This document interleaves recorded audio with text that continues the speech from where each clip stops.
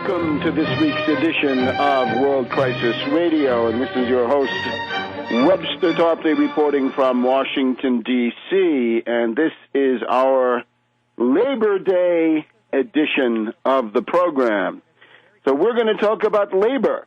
We're going to talk about labor history, that very important component of American history that the foreigners of the Austrian school, the subversives around von Hayek and von Mises, forgot to tell you about. They're not interested in that. And, of course, Milton Friedman and his gang of Chicago boy thugs, infamous throughout the Third World, from Poland to Chile and every place in between, they also forgot to tell you that the elementary preconditions of your daily life were never granted by any free market. The free market, if you will, is, of course, it's a mystification, but what they mean by free market, in other words, Wall Street finance capital, was always ferociously opposed to the essential amenities and conditions of life.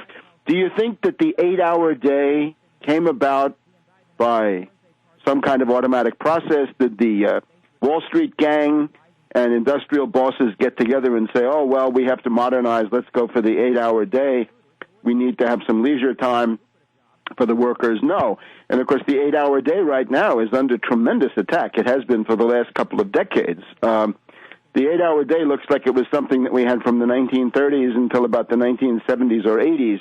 And since the reign of stupid Reagan, reactionary Reagan, the union buster, the 8-hour day has been under attack. How about something like the 5-day week? You think that was automatic too? Older people can remember into the 1950s, you were expected to show up, if not a whole day on Saturday, then at least a half day on Saturday. And then there's that question of free, universal, compulsory public education of some quality. The reactionaries, the people you'd call today the Austrians, or the Chicago boys, the proto-fascists, the extreme right-wingers, and so forth, they never wanted to pay for free, universal, compulsory public education. And at the middle of the entire issue, the United States, to a traditionalist, to anybody who is really got some element of conservatism, the element of the United States that stands out is this was always a high-wage economy. High wage, high value-added, high capital density, high energy density. And that is the success story of the U.S. economy into the 60s and even into the 70s.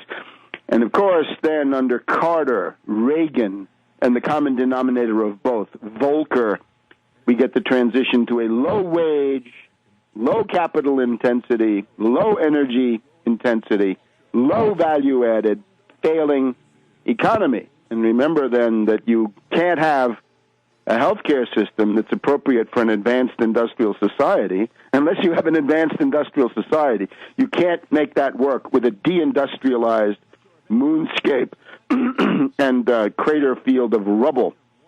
So remember, the elementary conditions of your everyday life are due to mass struggle, labor struggle. We've talked about the political aspects of the struggle, the abolition of slavery with Lincoln, the necessity of a civil war to break the power of the predatory Southern planter aristocracy in league with the British Empire and other foreign forces, including Napoleon III of France.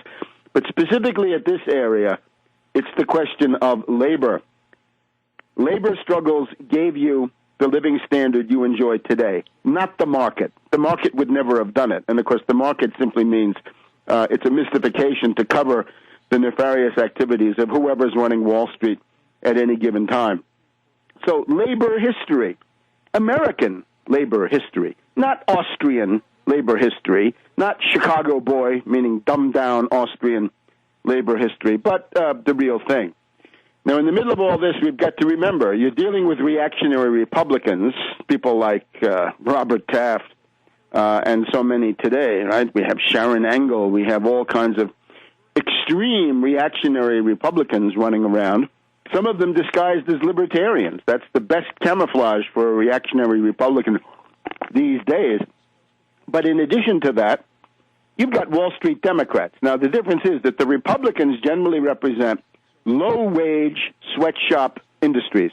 especially in the anti-union so-called right-to-work states of the South.